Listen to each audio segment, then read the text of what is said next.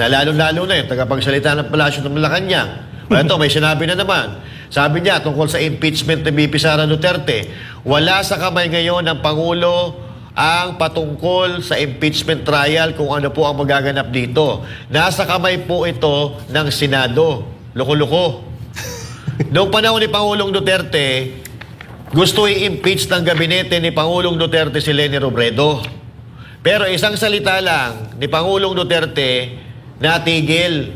Natigil yung mga gustong mag-impeach kay dating Vice President Leni Robredo. Ganon po ang kapangyarihan ng Pangulo. So anong sinasabi mong walang magagawa ang Pangulo? Ikaw ang pinakamataas na may katungkulan sa Pilipinas. Lahat ng pwedeng mangyari dito sa Pilipinas, makukontrol mo. Kung hindi ka ba naman, nako, Jay. Ano ulit?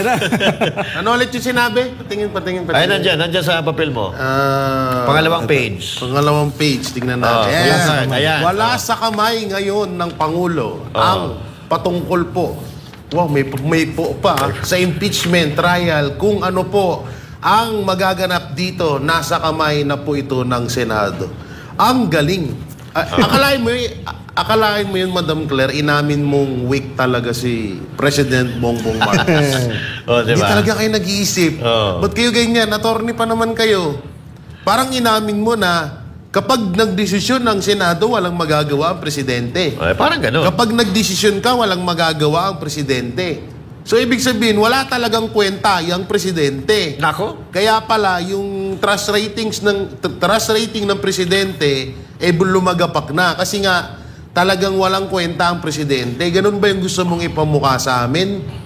Anak ng teting ba naman, Auntie Claire, yan na naman, high blood na naman ako sa'yo eh. Uy. Sabi ko sa'yo, minsan, magtutulog ka, uminom ka ng gatas, kumain ka ng kanin, kahit konting kanin lang, at least kahit magka-vitamina man lang yung pag-iisip mo. Anong wala sa kamay ng Presidente? Siya nga Presidente ng Pilipinas eh. O katulad na lang yan. Halimbawa lamang, gusto kang ipatanggal ni Martin Romualdez, Claire, dahil sa kabubuhan mong taglay. So, siyempre, ayaw ni Presidente Bongbong Marcos. So, may magagawa ba si Martin Romualdez dahil siya ay isang House of Representatives, isang speaker lamang ng Congress at ang tumututol ay Presidente? So, sino mas matimbang doon, Claire? Siyempre, hindi magagawang palayasin ka dyan ni Martin Romualdez kasi tinututulan ng Presidente. Kasi ang pinaka may kapangyarihan ng lahat dyan, Presidente. Sa bagay, maganda na rin yung ginagawa mo.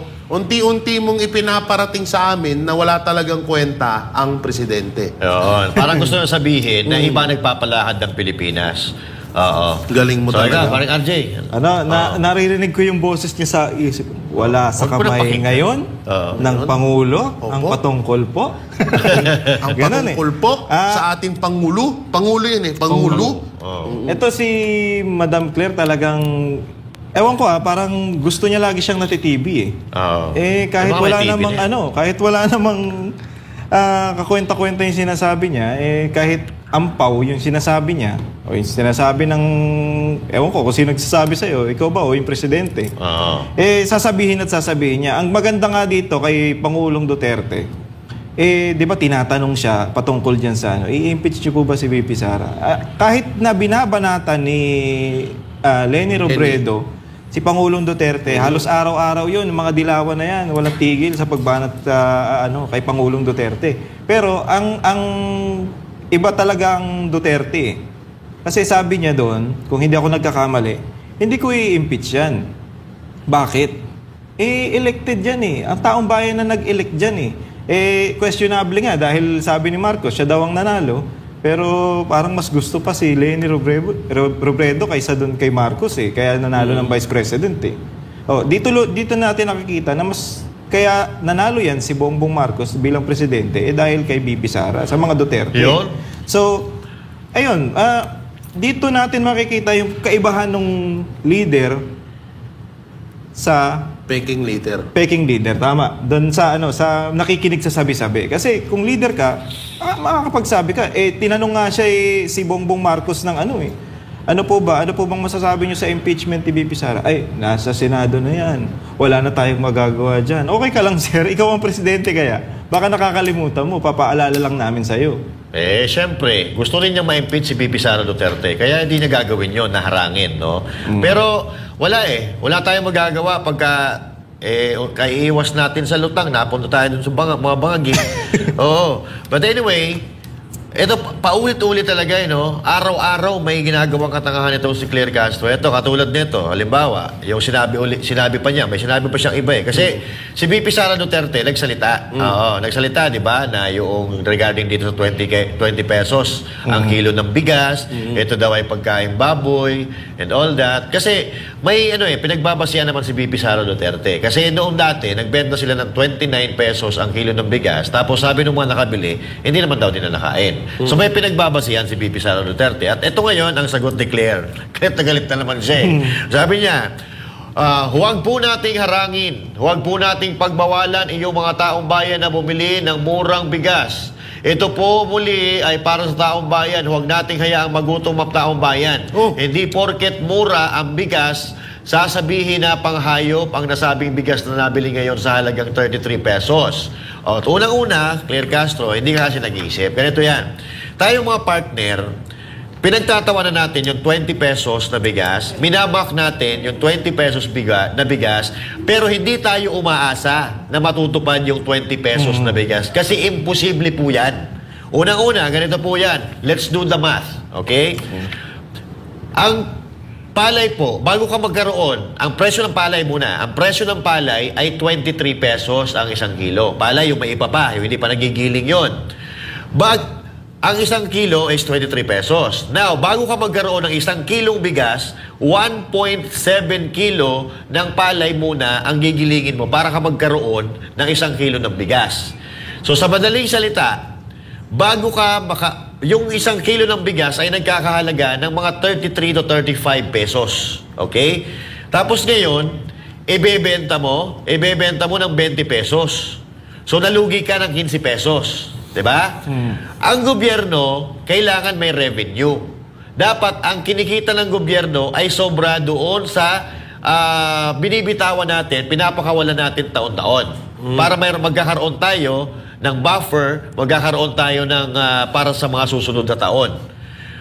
Ngayon, since kulang or binawasan mo yung presyo ng bigas, so shoulderin mo bilang ikay nasa gobyerno, malulugi ang gobyerno. Logi ang gobyerno. Diba? So saan mo ngayon kukunin yung ipagtatapal mo doon sa 15 pesos na kada kilo ng bigas?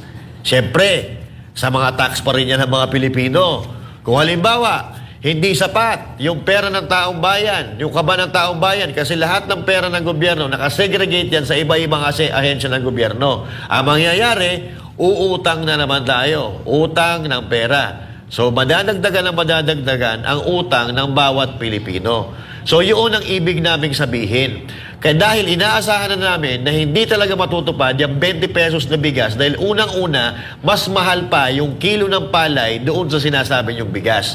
Pag nagnegosyo ka, hindi mo pwedeng iniisip mo na, magnenegosyo ko para malugi. Walang ganun.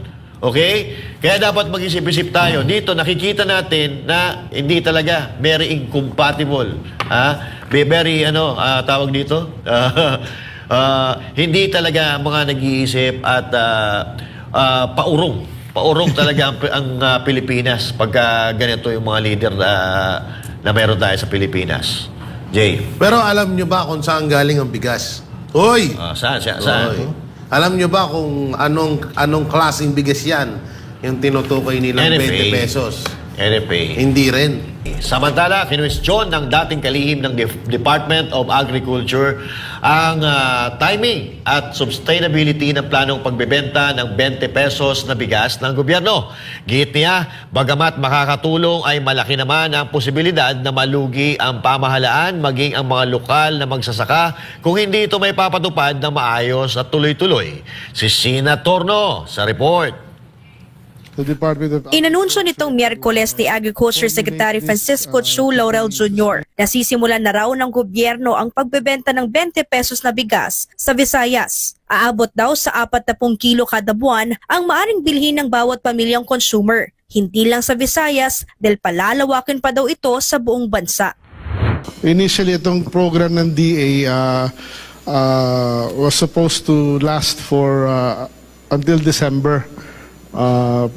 And pwede pang i-stretch yan hanggang February. The Department of Agriculture to formulate this to be sustainable and ituloy-tuloy hanggang 2028. Ang pahayag ng DA chief ay tinulugsa ng Federation of Free Farmers o FFF. Kweresyon ng grupo ang timing ng plano na 20 pesos na bigas na mula sa lumang stock ng National Food Authority. Sabi ng dating kalihim ng DA na siya ring chairman ng grupo, bakit ngayon lang daw ito gagawin ng gobyerno na nakapagdeklara na ng food security emergency sa bigas para ibenta sa mga lokal na pamahalaan? Ang nakakabahala rin daw ay kung kaya bang isustain ng DA ang pagbebenta nito hindi lang sa Visayas kundi sa buong Pilipinas. Sa kalkulasyon kasi ng dating DA chief, kakailanganin ng 1.6 hanggang 1.7 kilograms ng palay na gigilingin para maging bigas. Ngunit ang bilihan na raw ng palay ngayon sa mga magsasaka ay nasa hanggang 23 pesos kada kilo. Iba pa raw dyan ang cost of production na posibleng umabot ng hanggang 37 pesos. Kaya kung ibebenta raw ito ng DA sa 20 pesos, ay malaking lugi ito para sa gobyerno. Magkakaroon po ng subsidy o pagkalugi ang gobyerno po natin, bawat kilo na ibibenta ng 17 pesos. So, if you multiply that, hindi natin alam kung ilang mga targeted beneficiaries sa Visayas. Let's say 1 million po ang qualified. So, daily, bibili po ang bawat isa sa 1 million na mamamayan ng 20 pesos na NFA rice. Ang gugulin po ng gobyerno po natin ay 16 o 17 million pesos po na subsidy o pagkalugi. So in 1 month, that is over kalahating bilyong piso po yan, just in the Visayas. O in 1 year, naku po, that will be siguro 6 billion pesos maybe in 1 year, just in the Visayas. Dagdag pa ni Montemayor, hindi lang gobyerno ang maaapektuhan sa planong ito, kundi maging ang mga lokal na magsasaka. Kapag nangyari daw kasi yan, babagsak ang presyo ng palay. Ang 20 pesos po na bigas, ang katumbas po niyan na presyo ng palay, 10 piso bawat kilo. Mabigat po yun sa farmer kasi ang production cost po niya is 15 pesos per kilo. So if he will sell his palay na cheese na lang, lugi po siya. 5 piso bawat kilo po ng palay. So baka down the road, marami pong farmers natin ayaw na magtanim ng palay kasi magiging palugi po sila. Masyado na raw desperado ang gobyerno sa hakbang nila matapos ang palpak na implementasyon ng food security emergency. Hanggang ngayon daw kasi ay nasa halos 20,000 bags pa lamang ang nailalabas mula sa mga bodega ng NFA, malayo sa target na higit 300,000 bags na ibebenta sana sa mga LGU. Desperado rin ang DA-NFA na mabawasan talaga yung kanilang yung buffer stocks. Kasi habang tumatagal nga, lumuluma yan eh. And then, pagkapuno yung bodega mo, hindi ka makakabili ng bagong palay. Nababahala rin ang grupo sa kalidad ng bigas dahil ilang buwan na itong nakaimbak sa mga bodega sa iba't ibang rehiyon. Kasi in the past nga, may mga pagkakataon sa nakaraan, yun daw mga portions po ng NFA rice, hindi po maganda yung quality. Diba? Yung kulay, tapos matigas. Hindi pwede yung porke mahirap na kababayan natin ang siyang bibili ng bigas at 20, okay na lang yan kahit hindi masyadong maganda. Hindi pwedeng ganun po. Para naman sa isang ekonomista na si Dr. Michael Batu, pagpapabango lang ang ginagawa ng kasalukuyang administrasyon sa paglalabas ito ng 20 pesos na bigas. Kaduda-duda rin daw kung bakit Visayas ang piniling pilot implementation 20 pesos na bigas ng gobyerno na kung tutuusin, maraming nagugutom at nangangailangan sa National Capital Region. Kaya posible anyang nire-repair lang daw ni Marcos Jr. ang mababang trust rating nito sa Visayas kaya't doon ito pasisimulan. Dagdag pa ni Batu. Makikita natin yung disapproval at distrust rating ng ating Pangulo, si Bongbong Marcos Jr. Makukumpara mo ito ng 2 buwan ng Pebrero at Marso nitong taon na ito. Makikita po natin na napakalaki po ng ibinaba ng trust rating at approval rating ng ating presidente. In fact, sa disapproval, nag-increase po ito ng 29 points. at sa Visayas po ha. At yung distrust naman tumaas din ito ng 29 points. So ang tanong dyan, bakit mahalaga yung Visayas region? Kung pagbabasehan daw kasi ang datos mula sa Commission on Election, mula sa 4 na rehiyon ay abot sa halos 14 million ang botante sa Visayas. Katumbas yan ng 20% sa kabuang registered voters sa buong bansa. So napakahalaga po niyang rehiyon na yan. Isa po yan sa mga rehiyon na kailangan maipanalo na kung sino mang na tumatakbo no on a national level. So it's no surprise no kung iko-connecta natin dun sa disapproval rating at saka dun sa distrust rating at saka sa dami ng botante. It all makes sense now na kung bakit nila diyan ginagawa sa Visayas. Git niya, ang hakbang na ito ng administrasyon ay hindi para sa kapakanan ng mga Pilipino, kundi sa pansariling interes. Konektado pa rin po ito sa eleksyon. Kasi yung timing, makikita natin, 2.5 weeks na lang po ay mag-eleksyon na.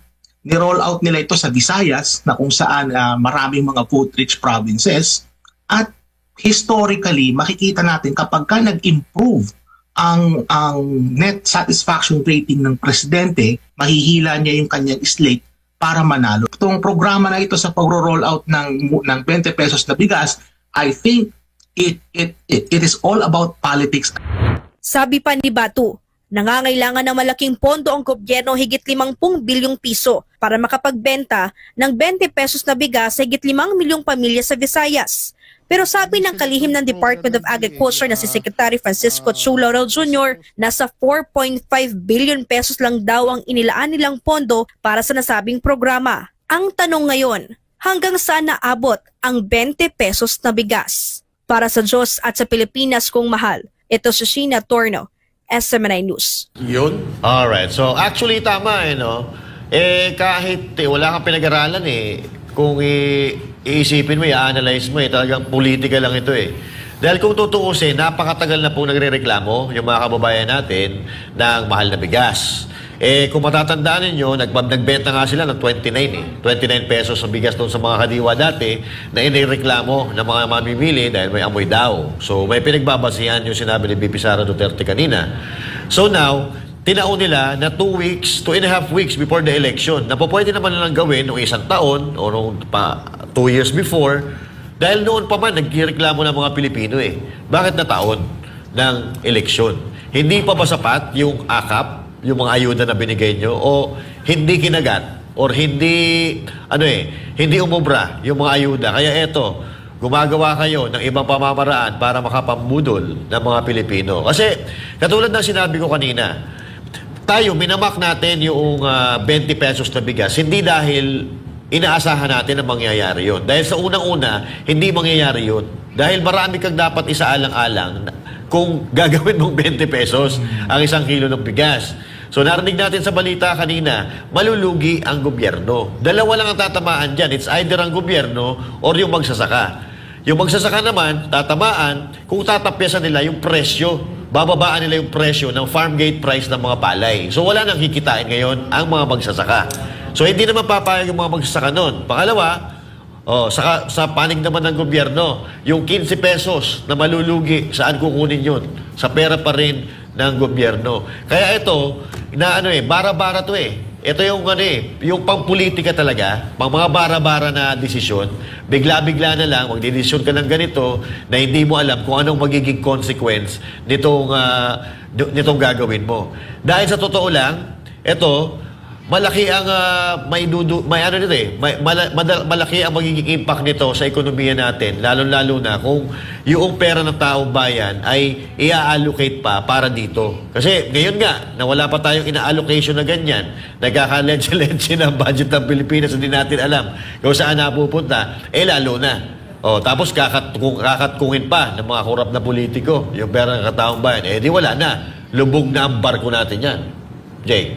Ganito kasi yan Tuturuan, kailangan talaga kayo, tinuturuan muna Ganito kasi yan, Marcos. Para magawa niyang pangarap nyo, sabi niyo pangarap nyo, kahit pinangako nyo yan sa taong bayan, ang gawin nyo kasi dyan, mas unahin yung ponduhan nyo muna yung mga magsasaka.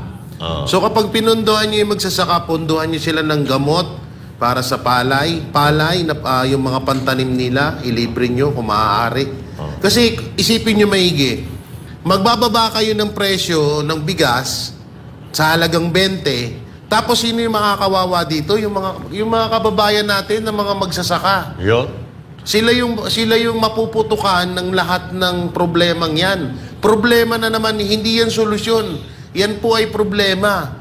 Oo, sige, sabihin na natin na mamimigay kayo ng 20 kilos na bigas sa Visayas.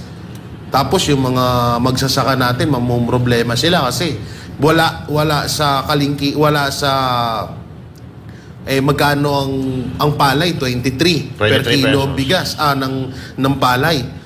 Tapos yung bigas ibibenta mo ng 20. Napakalaking kalokohan po nun. So ito nga dapat gawin dyan. Ponduhan ang magsasaka at maghantay ng ilang buwan. Hindi ko natanda kung ilang buwan bago simula sa pagtatanim hanggang sa pag-ani. So ang gawin nyo, ponduhan nyo yung magsasaka simula pagtatanim hanggang sa pag-ani. At kapag umani na wala namang ginastos yung mga magsasaka, ibigay nyo sa kanila yung pagod, yung kita nila doon sa pagod nila, at saka nyo gawin yung sinasabi nyo 20 kilos ang bigas. Kasi kung bibiglain nyo yan, ang mapuputukan ho dito, yung mga magsasaka natin. Hindi po yung gobyerno. Yung kanina nagsasalita, sorry po doon sa anong tawag doon? Agriculture. Department of Agriculture. Medyo may maliho doon kasi parang ang inaano nila, parang mababankrupt daw ang ano. Totoo naman. Pero hindi nila na ano doon na mas maapektuhan yung mga magsasaka talaga doon. Mas talagang mababaon ng gusto yun. Kasi biruin mo sa mga fertilizer, sa mga abono pa lang, sa mga gamot na ini-spray sa palay, magkano na? Sobrang mahal na ho. Tapos bigla mong bibiglain. Ito yung mahirap sa administrasyon. Hindi mo na pinag-iisipan lahat bago nila gawin yung kanilang hakbang. Hindi nila iniisip na mas maapektuhan yung mga